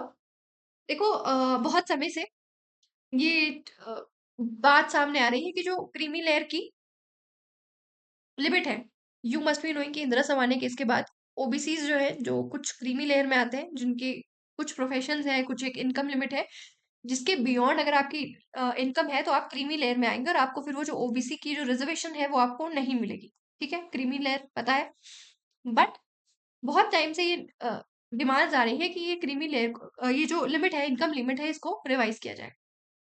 ठीक है, तो जो parliamentary committee on welfare of OBCs है, उन्होंने कहा है कि जो रिवीजन है वो नीड ऑफ द आवर है, बहुत जरूरी है कि हम रिवाइज करें, क्योंकि इन्फ्लेशन हो चुकी है, इनकम राइज हो चुकी है, और इसके कारण बहुत सारे ऐसे डिजर्विंग फैमिलीज है जिनको एक्सक्लूड किया गया है। ठीक है, इन्फ्लेशन हो गई है तो अब जरूरी नहीं है कि इतने इनकम लिमिट वाले जो आदमी है वो अपना पूरा कर पा रहे हो खर्चा पानी, और उनको जरूरत नहीं है वो अपलिफ्टेड है। इसके कारण इसको थोड़ा सा रिवाइज करने की जरूरत है। Ministry of social justice and empowerment ने क्या कहा है कि इस तरह का कोई प्रपोजल अभी कंसिडरेशन में नहीं है। ठीक है, बट ये न्यूज में था तो हम डिस्कस कर रहे हैं। क्रीमी लेयर के बारे में क्या है? It was introduced by Indira Sawhney versus union of India 1992 में। ये जजमेंट आई थी जिसमें 50% की सीलिंग लगा दी गई थी रिजर्वेशन पे, कि 50% से ज्यादा रिजर्वेशन नहीं हो सकती ओबीसी, एससी और एसटी को मिला के, तीनों कम्युनिटीज को मिला के 50% से ज्यादा की रिजर्वेशन आप नहीं दे सकते। और साथ में क्रीमी लेयर का कॉन्सेप्ट आया था ओबीसीज के केस में। ठीक है, ये जो लोगों की इनकम इसके बियॉन्ड है उनको रिजर्वेशन नहीं मिलेगा। All right, then it excluded the socially advanced section within the OBCs for reservation benefits, ताकि जिनको जरूरत है उन्हीं को इस तरह का बेनिफिट्स मिले। अच्छा, ये जो क्रीमी लेयर का कॉन्सेप्ट है ये सिर्फ ओबीसीज में एप्लीकेबल है, एससीज और एसटीज में नहीं है। एससीज और एसटीज में irrespective of their income limit और इनकम सबको रिजर्वेशन मिलता है। कॉन्स्टिट्यूशनल प्रोविजंस कौन से हैं? सबसे पहले article 15 clause 4, it talks about special provisions for socially economic and backward classes, STs and STs. Then 16(4) कहता है reservation in public employment. Then article 340 appointment of backward classes commission. और इस तरह की बैकवर्ड क्लासेस कमीशन 2 बार appoint हो चुकी है, जिसमें से जो पहली थी वो थी काका कालेलकर कमीशन 1953 में। देन मंडल कमीशन आई थी 1979 में, जिसने रेकमेंड किया था कि 27% रिजर्वेशन ओबीसीज को मिलनी चाहिए। ठीक है, देन इंदिरा सहानी के जो जजमेंट आई थी उसमें कहा था कि कमीशन होनी चाहिए ओबीसीज के लिए, जैसे नेशनल कमीशन फॉर एससीज है, नेशनल कमीशन फॉर एसटीज है, इस तरह से बैकवर्ड क्लासेस के लिए भी होनी चाहिए। तो एक कमीशन बना दी गई थी 1992 में। देन फाइनली 2018 में वो जो स्टेचूटरी कमीशन थी उसको कॉन्स्टिट्यूशनल बना दिया गया। ठीक है, ये क्वेश्चन भी आया था, बहुत सारी ऐसी कमीशन दी थी कि इनमें से कौन सी है जो कॉन्स्टिट्यूशनल है, या कुछ तो क्वेश्चन था इस तरह का यूपीएससी पीवाईक्यू। और उसमें मेनली आपको यही पता होना चाहिए था, 102nd कॉन्स्टिट्यूशनल अमेंडमेंट एक्ट से जो national commission for backward classes है वो अब कॉन्स्टिट्यूशनल बॉडी है। ठीक है, तो ये एक अमेंडमेंट है जो आपको याद रखनी है। साथ में 105th कॉन्स्टिट्यूशनल अमेंडमेंट एक्ट, क्या हुआ था? ये जो 102nd कॉन्स्टिट्यूशनल अमेंडमेंट आई, इसमें इन्होंने एक तो कॉन्स्टिट्यूशनल स्टेटस दे दिया, साथ में एक और ऐड किया कि आप प्रेसिडेंट लिस्ट निकालेंगे। ठीक है, जो स्टेट में ओबीसीज की लिस्ट होगी वो प्रेसिडेंट भी निकाल सकते हैं, ऐसा उन्होंने कहा। कि तो जो स्टेट थी उन्होंने कहा कि हम तो अभी तक खुद से लिस्ट निकालते हैं कि हमारी स्टेट में ओबीसीज कौन कौन से, खुद आइडेंटिफाई करते हैं, तो एक तरह से तो आप तो स्टेट की पावर को ओवरराइड कर रहे हैं। तो सेंटर ने कहा कि हमारा ऐसा कोई इरादा नहीं था, एक काम करो आप भी लिस्ट निकालो। बट क्या होगा, इससे दो लिस्ट आएंगी, कंफ्यूजन क्रिएट होगा। तो ultimately 105th constitutional amendment act ने जो पावर स्टेट्स के पास होती थी अपने ओबीसीज को आइडेंटिफाई करने की, वो उनको रिस्टोर कर दी, जो प्रेसिडेंट को दी थी वो उनसे हटा ली। ठीक है, तो ये दोनों ही अमेंडमेंट्स याद रखने हैं। देन सुप्रीम कोर्ट की रूलिंग में इंदिरा सवानी केस है जिसमें क्रीमी लेयर का कॉन्सेप्ट आया था। इन वो सीलिंग लगी थी, रिजर्वेशन पे 50% की सीलिंग लगी थी, और ये भी कहा था कि सिर्फ इनिशियल अपॉइंटमेंट्स में रिजर्वेशन मिलेगी, प्रमोशंस में नहीं मिलेगी। बट ऐसा होता नहीं है, पार्लियामेंट ने एक्ट पास करके इसको बाईपास कर दिया था। और I think article 16 clause 4 sub clause A, मेरे ख्याल से ये रिजर्वेशन देता है प्रमोशन में भी। ठीक है, मतलब हाँ यही है, यही आर्टिकल है, ये देता है। तो ऐसा नहीं है कि प्रमोशन में नहीं मिलती, प्रमोशन में भी मिलती है। पार्लियामेंट ने एक्ट पास करके इस पर्टिकुलर रूलिंग को ओवर रूल कर दिया था। ठीक है, ओवर राइड कर दिया था रेदर। देन कोर इश्यूज यही है कि इनकम अलोन फुल इंडिकेटर नहीं है बैकवर्डनेस की। बैकवर्डनेस सिर्फ अमीर हो जाने से बैकवर्ड नहीं है, ये नहीं होता, और भी बहुत सारे पैरामीटर्स है, काफी सारे सोशल पैरामीटर्स है, उनको भी दिमाग में रखना चाहिए। Then revision needed due to inflation, socio economic changes, and it is going to be a politically sensitive reform. और डीओपीटी की गाइडलाइन ये कहती है कि हर 3 साल बाद ये जो इनकम सीलिंग है इसको रिवाइज करना चाहिए। बट लास्ट टाइम इस तरह की रिवीजन हुई थी 2017 में। अभी करंटली 8 लाख की सीलिंग है, जिनकी इनकम 8 लाख से ऊपर आती है, अगर वो ओबीसीज में बिलोंग करते भी हैं तो भी वो क्रीमी लेयर में आ जाते हैं और अल्टीमेटली उनको रिजर्वेशन का फायदा नहीं मिलता। ऑल राइट, नेक्स्ट है सेक्शन 152 ऑफ भारतीय न्याय संहिता। अम, कुछ टाइम पहले क्या पढ़ते थे हम लोग? हम पढ़ते थे about section 124 A of IPC, sedition के बारे में हम पढ़ते थे। बस आप एक तरह से मान लो कि ये उसी का इक्विवेलेंट है जो सेक्शन 124 ए के बारे में हम पढ़ते थे। जिसने भी मेंस के नोट्स बना रखे हैं उनके नोट्स में सेडिशन या ये वाला पर्टिकुलर आर्टिकल पक्का होगा। जब आप आर्टिकल 19 में freedom of speech and expression के बारे में पढ़ते थे तो उसका एक फैसेट हम क्या पढ़ते थे, उस पे जो रिस्ट्रिक्शंस के टाइम पे हम सेक्शन 124 ए ऑफ आईपीसी पढ़ते थे। और जब ये था, ये पर्टिकुलर सेक्शन होता था आईपीसी का, तो उस समय पे इसको बैन करने के लिए बहुत सारे कंट्रोवर्सीज होती थी, यूएन क्राई होता था कि सेडिशन को बैन कर देना चाहिए। यार, एक डेमोक्रेटिक कंट्री में सेडिशन जैसे एक्ट की या सेडिशन के लॉ की जरूरत ही क्या है? ठीक है। अब सिमिलर तरह की डिमांड उठती है सेक्शन 152 के लिए। देखते हैं दोनों में डिफरेंसेस क्या है, सेक्शन 152 क्या है, क्या it is still similar to section 124 है। ठीक है। तो सुप्रीम कोर्ट ने एक इशू रेज किया कि सिर्फ एक मियर पॉसिबिलिटी है कि सेक्शन 152 को मिसयूज किया जा सकता है। तो क्या सिर्फ इसके लिए कि इसको मिसयूज करा जा सकता है अनकॉन्स्टिट्यूशनल बता दे? क्या ऐसा किया जाना चाहिए? सिर्फ एक मियर पॉसिबिलिटी है, उसके बेसिस पे क्या अनकॉन्स्टिट्यूशनल बता दे? ठीक है। सो पिक्चर में आते हैं article 19 clause 1 sub clause A that gives us freedom of speech and expression. ठीक है। Article 19 clause 1 freedom of speech देता है। Article 19 clause 2 talks about reasonable restrictions, कि स्पीच की फ्रीडम को एक्सेस करते करते क्या क्या चीजें हैं जो आपको ध्यान रखती है। आपको सिक्योरिटी, सोवरेनिटी, पब्लिक ऑर्डर, इन सब चीजों से आगे नहीं बढ़ जाना। ठीक है, ये नहीं कि इनको भी ब्रीच करते आप चल रहे हैं। सो इन्हीं रीजनेबल रिस्ट्रिक्शंस के एम्बिट में ही आया सेक्शन 152 ऑफ भारतीय न्याय संहिता। नाउ इसने रिप्लेस किया सेक्शन 124 ए को। और क्या क्या पनिश ये करता है सेक्शन 152? तो ये deals with acts endangering the sovereignty, unity and integrity of India. ठीक है, इस तरह का कोई भी एक्ट अगर आप करते हैं sovereignty, unity, integrity of India को जो हार्म कर रहा है, तो अल्टीमेटली आप पे सेक्शन 152 के तहत कार्रवाई होगी। ठीक है।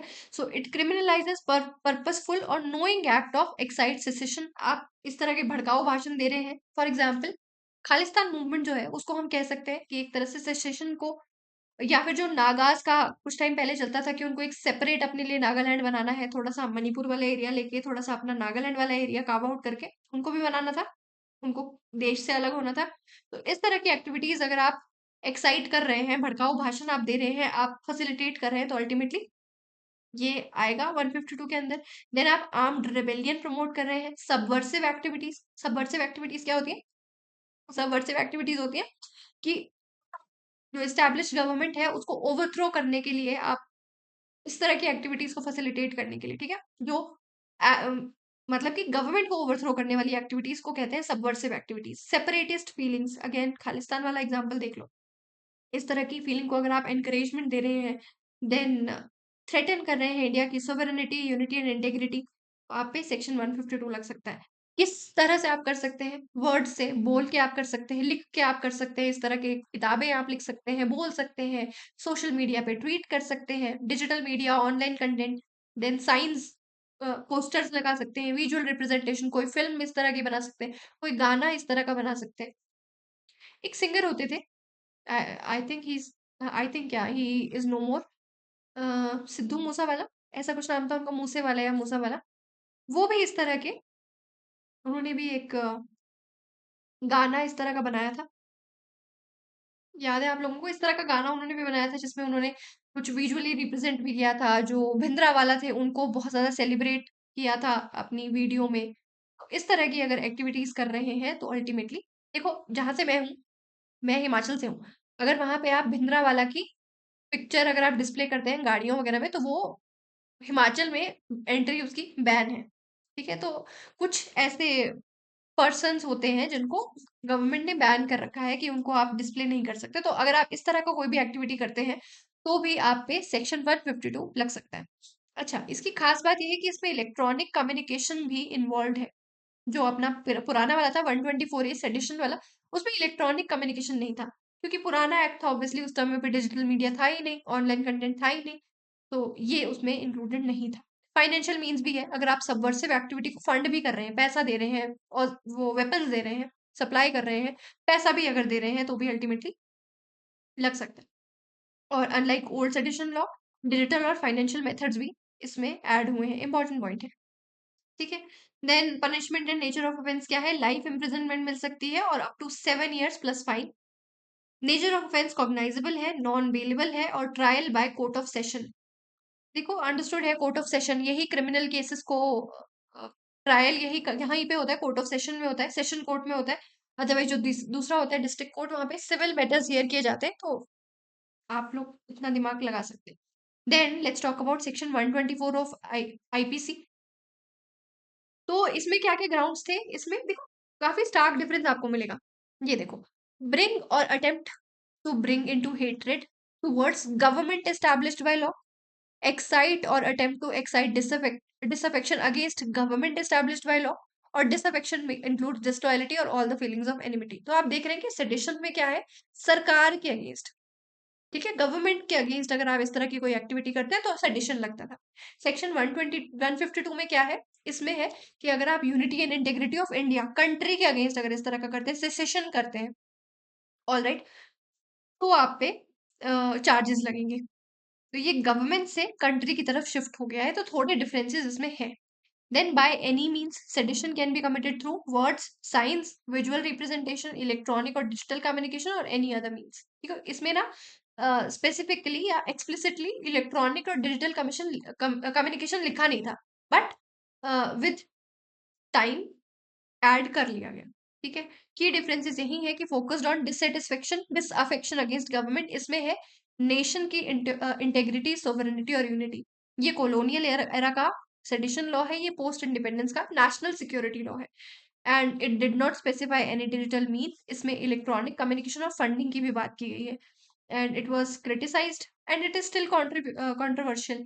ठीक है, एक्सेप्शन क्लॉज क्या है, अगर आप लॉफुल क्रिटिसिज्म कर रहे हैं गवर्नमेंट पॉलिसीज क्या या मेजर्स की, ठीक है, और लॉफुल चेंज की अगर आप बात करें विदाउट इंसाइटिंग वायलेंस, रेबेलियन और सेसेशन, तो वो एक ऑफेंस नहीं है।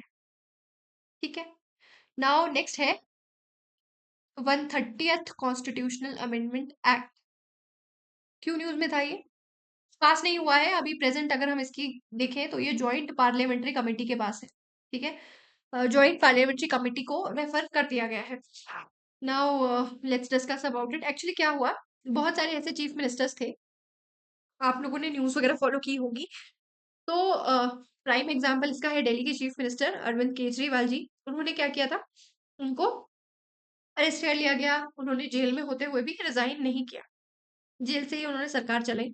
और तमिलनाडु के भी एक मिनिस्टर थे जिनको जेल में रखा गया था। तो इस तरह से झारखंड वाले सोरेन, उनको भी अरेस्ट कर लिया गया था। सो एक पैटर्न हम क्या देख रहे हैं, एक हम चीज देख रहे हैं कि मिनिस्टर्स को रिसेंट टाइम में मिनिस्टर्स को अरेस्ट कर लिया जाता है, फिर वो जेल से सरकार चलाते हैं, या वो जेल में होते हुए मिनिस्टर बने हैं, मिनिस्टर रह रहे हैं। तो इसी चीज को, ताकि इस तरह के फर्दर ना हो सके, इस तरह को हम फर्दर प्रमोट ना करें, अरेस्ट होते हुए सरकार चलाना, तो इसके लिए ये 130th अमेंडमेंट बिल को इंट्रोड्यूस किया गया बाय आर होम मिनिस्टर। ठीक है, उन्होंने 3 बिल को इंट्रोड्यूस किया, अभी देखते हैं क्या है। तो जो ये पर्टिकुलर बिल है अभी एक्ट नहीं बना है, ये अभी जॉइंट पार्लियामेंट्री कमेटी के पास है। ठीक है, स्क्रूटिनी इसकी चल रही है, अब देखते हैं कि ये है क्या एक्चुअली में। सो 130th अमेंडमेंट बिल, हाँ, तो जो मिनिस्टर्स है, स्पेशली ये है मिनिस्टर्स के लिए, तो वो मिनिस्टर्स में ही फिर चीफ मिनिस्टर और प्राइम मिनिस्टर भी आ जाते हैं, तो मेनली मिनिस्टर्स के लिए है, एमपीज के लिए या पार्लियामेंटेरियंस इन जनरल के लिए नहीं है। ठीक है, एमपीज या एमएलए के लिए नहीं है, ये है सिर्फ और सिर्फ मिनिस्टर्स के लिए।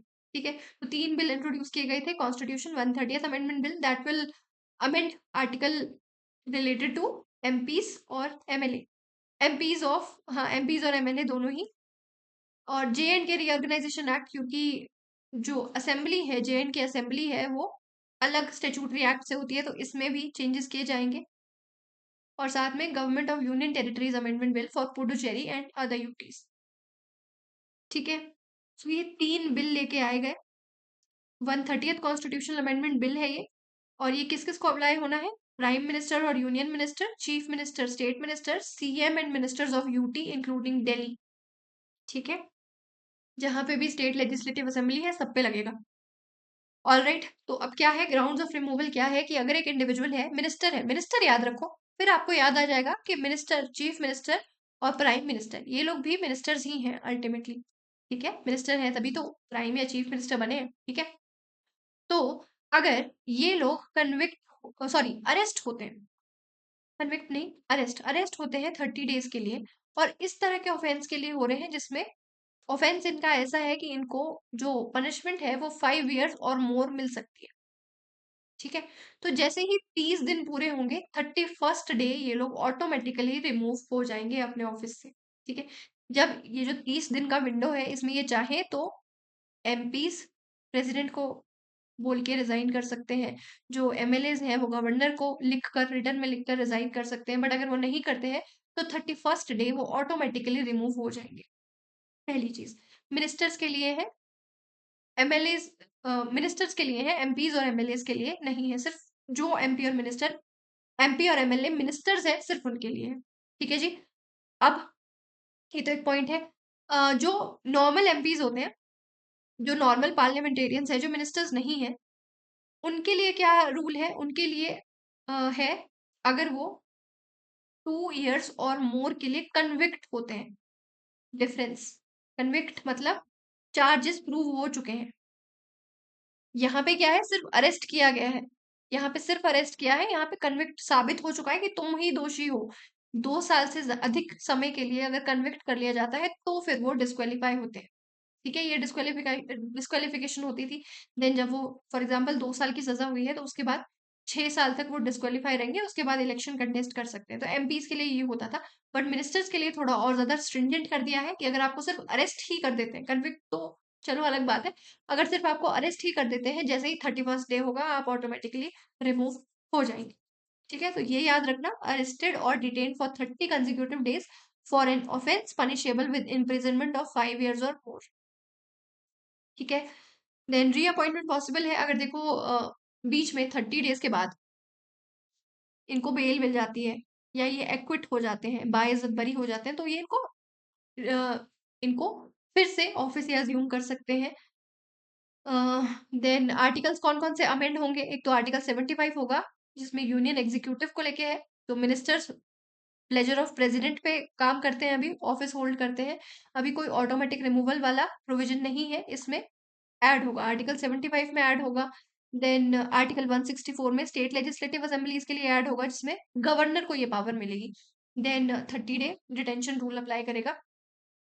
Article 239 clause A Delhi national capital territory के लिए होगा, और न्यू सेक्शन 5A को प्रपोज किया जा रहा है, जिसमें सीएम और ministers of Delhi will lose office if detain for 30 days और रीअपॉइंटमेंट आफ्टर रिलीज अलाउड।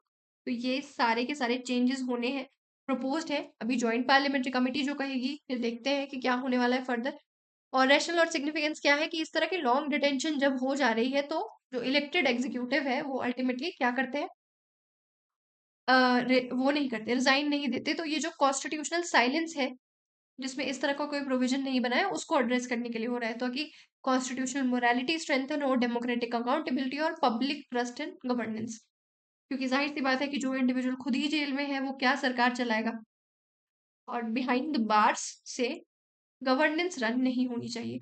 अच्छा, ये वही पॉइंट है जो मैं आपको बता रही थी कि रिप्रेजेंटेशन ऑफ पीपल एक्ट 1951 में क्या है, उसमें अ पर्सन कन्विक्टेड है, यहाँ पे सिर्फ मेयर अरेस्ट पे हो जा रहा है, यहाँ कन्विक्टेड है, और 2 years और मोर है, यहाँ पे है अगर 5 साल की ऐसा कोई ऑफेंस है जिसमें 5 साल से ज्यादा की सजा हो सकती है तो डिस्क्वालीफाई होगा।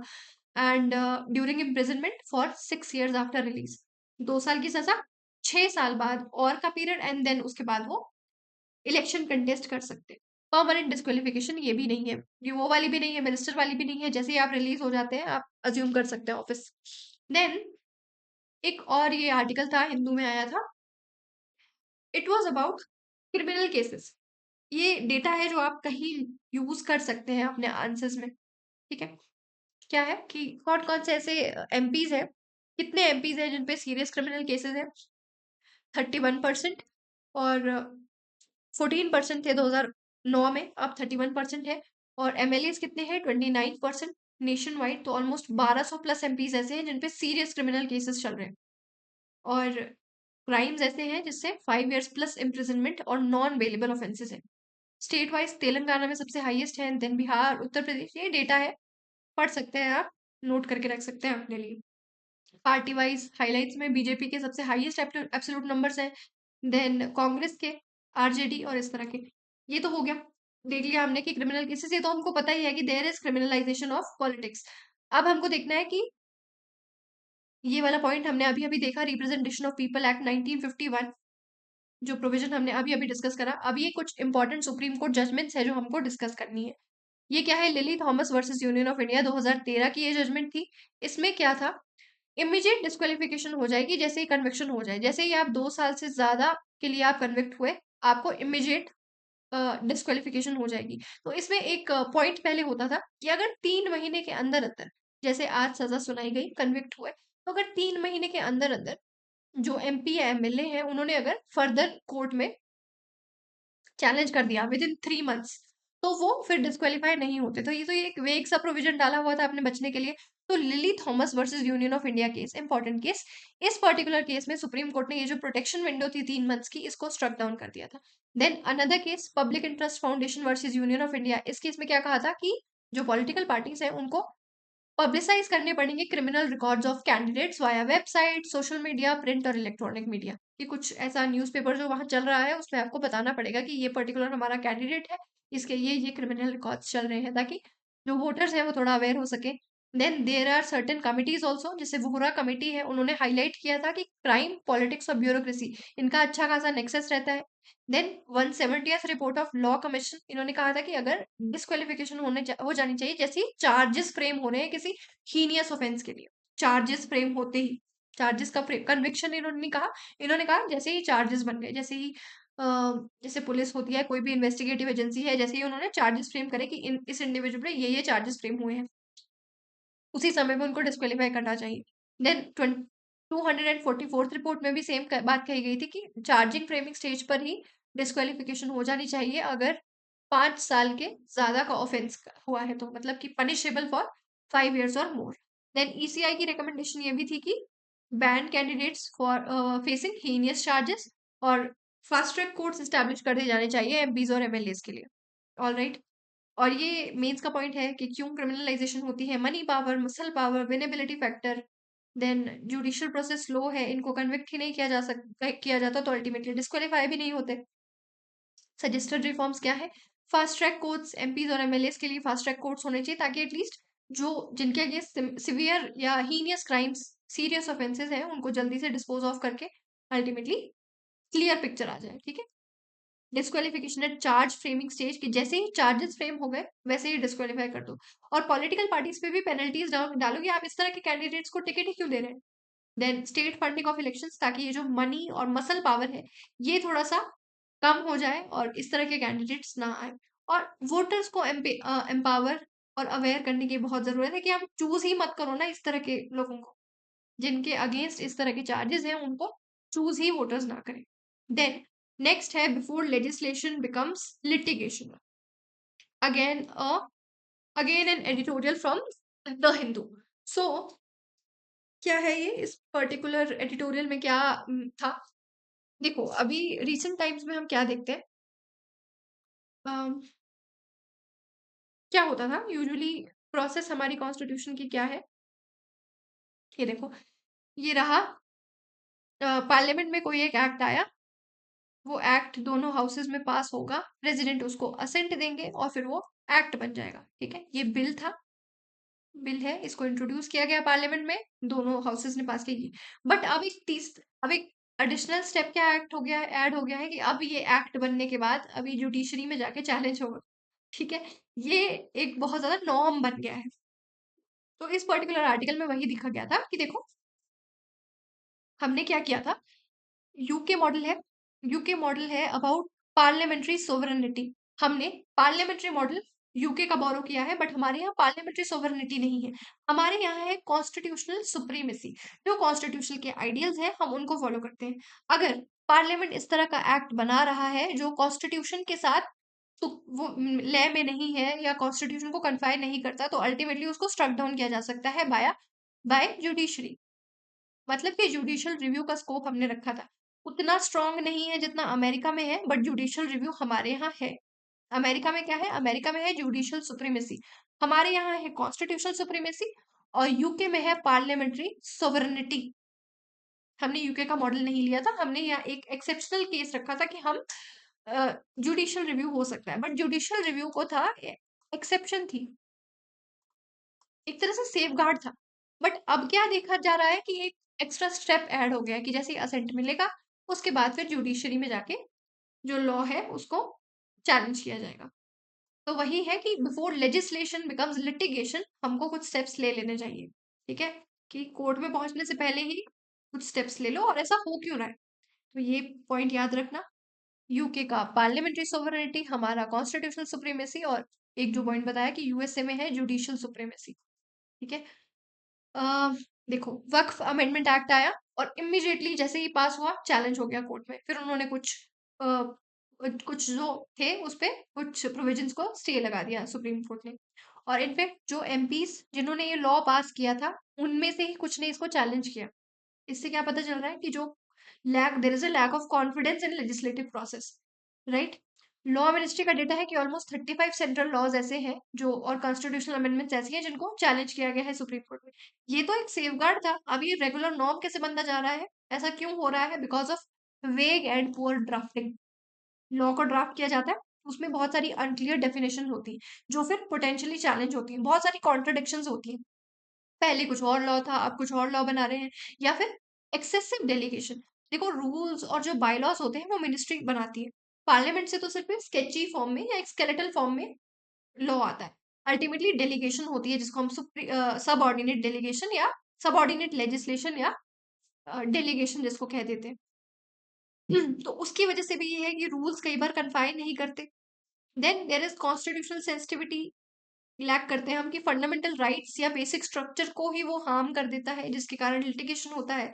देन पॉलिटिकल ग्रैंड स्टैंडिंग की पॉलिटिकल टैक्टिक्स के लिए भी इस तरह के लॉज को चैलेंज किया जाता है, और there is insufficient harmonisation with existing statutes, कि जो एग्जिस्टिंग है उन्हीं के साथ हार्मोनाइजेशन नहीं बैठती, तो अल्टीमेटली फिर वो चैलेंज हो जाता है। और सिस्टम ब्रेकडाउन कहाँ, ये ना मेनली देखो आ भी सकता है इस तरह का क्वेश्चन कुछ फिलोसफिकल एंगल डाल के या थोड़ा कॉन्सेप्चुअल एंगल डाल के आ भी सकता है कि क्यों होता है इस तरह की लिटिगेशन इतनी ज्यादा क्यों प्रोन हो गई है। तो ये कुछ चीजें हैं जो आप डाल सकते हैं, जो आप याद रख सकते हैं प्रीलिम्स के लिए, बट अदरवाइज मेंस के लिए भी ये काफी इंपॉर्टेंट है आर्टिकल, ठीक है। तो there are procedural lapses in parliament कि अब हम कमिटीज को बाईपास करते हैं। देखो 2019 से 23 में सिर्फ 25% बिल ही है जो कमिटी स्टेज तक गए हैं। यू मस्ट बी नोइंग कि there are 3 stages, first stage, second stage, third stage. Third stage में बिल पास होता है, सेकंड स्टेज में कमिटी स्टेज आती है जिसमें कमिटी को रेफर किया जाता है, फिर कमिटी क्लॉज बाय क्लॉज देखती है, क्योंकि पार्लियामेंट के पास कहाँ इतना टाइम है कि वो क्लॉज बाय क्लॉज एक एक एक्ट को देखे, तो कमिटी ये काम कर देती है। अब क्या हो रहा है, कमिटी को ही बाईपास कर देते हैं, तो अल्टीमेटली इस तरह के एक्ट्स फिर बनते हैं। Then rushed legislation, farm acts और आधार उसका प्राइम एग्जाम्पल है, और poor stakeholder consultation. There is governance जब हम पढ़ते हैं तो उसमें एक बॉटम अप अप्रोच हम पढ़ते हैं, और एक होती है आइवरी पावर अप्रोच। जब लेजिस्लेशन बनाना है या जो पॉजिटिव किसको माना जाता है, बॉटम अप अप्रोच को, कि जिसमें आप स्टेक होल्डर्स जो भी हैं, जो भी इन्वॉल्व है, for example public in general, जो एनजीओज हैं या सिविल सोसाइटी है, उनको भी आप इन्वॉल्व करें इस तरह के लेजिस्लेशंस बनाने में जो अल्टीमेटली अफेक्ट होने हैं। जैसे अगर फार्म एक्ट्स आए, अगर फार्मर्स से पहले बातचीत कर ली जाती, उनको भी थोड़ा सेंसिटाइज किया जाता, उनको बताया जाता कि ये एक्ट हम बनाने वाले हैं, तो एक तरह से शॉक की तरह ये नहीं आता, और उनको पता होता कि क्या हो रहा है, किस मंशा से हो रहा है। So this is bottom up approach, ठीक है, opposite to top down approach की स्टेक होल्डर की कंसल्टेशन करना जरूरी है। एंड क्लॉज बाय क्लॉज को नेग्लेक्ट कर देते हैं, क्लॉज बाय क्लॉज नहीं पढ़ा जाता, जो क्या क्या दिखाता है कि लीगल एंगेजमेंट बहुत कम है एमपीस की। Then opaque drafting, drafting stage में बहुत ओपेक है। मिनिस्ट्री ड्रिवन होती है यूजुअली, और parliamentary vetting, little parliamentary vetting. Then impact of flawed drafting क्या है, डेमोक्रेसी पे आता है, जुडिशियल ओवररीच बढ़ रही है, पार्लियामेंट्री अथॉरिटी इरोड हो रही है, डेमोक्रेटिक डेफिसिट आ रहा है। डेमोक्रेटिक डेफिसिट क्या है कि देखो विप इशू हो जाता है, तो जो एमपी की अपनी पर्सनल ओपिनियन है वो तो कहीं हो ही नहीं रहा है, तो ultimately he is reduce to a party line voting due to legal complexities, for example whip, या फिर 10th शेड्यूल, या फिर anti defection law. Anti defection law क्या कहता है कि अगर आपने विप नहीं मानी पार्टी की तो अल्टीमेटली आप डिस्क्वालीफाई। इसके कारण से जो एमपी है वो उतनी उसकी ऑटोनॉमी रही नहीं है। और सोसाइटी और इकोनॉमी पे क्या इफेक्ट पड़ता है, economic uncertainty, for example retrospective act जो आते हैं, वोडाफोन केस उसका एग्जांपल है। देन सोशल इनजस्टिस होता है, discriminatory punishment provisions, for example transgender rights act 2019, और loss of public trust and governance and institutions. सौभाग्य की बात यह है कि पार्लियामेंट अब इतना इफिशिएंटली फंक्शन नहीं कर रहा है। इसका एग्जाम्पल देखो, ट्रांसजेंडर राइट्स भी कहाँ से आए, जुडिशरी से। अभी जो हमको सेम सेक्स मैरिजेस, जो सुप्रियो केस हुआ था, उसमें भी हम जो ट्रांसफॉर्मेशन चाहते थे, या जो जो भी हम चाह रहे थे, वो हम चाह रहे थे कि जुडिशरी कर दे, जुडिशरी लॉ, जुडिशरी इस तरह के रिफॉर्म्स ले आए। ठीक है, बट रिफॉर्म्स या एक्ट्स लाने का काम किसका है, पार्लियामेंट्स का। बट पार्लियामेंट्स क्योंकि अपना काम नहीं कर रही, तो अल्टीमेटली जुडिशरी फिर पिक्चर में आ जाता है। ठीक है, तो ये इसका सार था।